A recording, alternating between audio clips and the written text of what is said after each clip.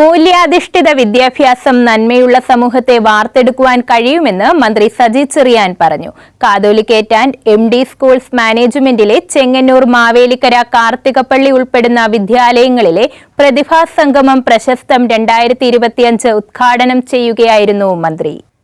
പുതിയ തലമുറയിൽ മൂല്യാധിഷ്ഠിത വിദ്യാഭ്യാസം നൽകിയാൽ ഭാവിയിൽ നല്ല സമൂഹത്തെ വാർത്തെടുക്കാൻ സാധിക്കുമെന്ന് സംസ്ഥാന ഫിഷറീസ് വകുപ്പ് മന്ത്രി സജി ചെറിയാൻ പറഞ്ഞു. Catholicate and MD. സ്കൂൾസ് മാനേജ്മെന്റിലെ ചെങ്ങന്നൂർ, മാവേലിക്കര, കാർത്തികപ്പള്ളി ഉൾപ്പെടുന്ന വിദ്യാലയങ്ങളിലെ പ്രതിഭാസംഗമം പ്രശസ്തം 2025 ഉദ്ഘാടനം ചെയ്യുകയായിരുന്നു മന്ത്രി.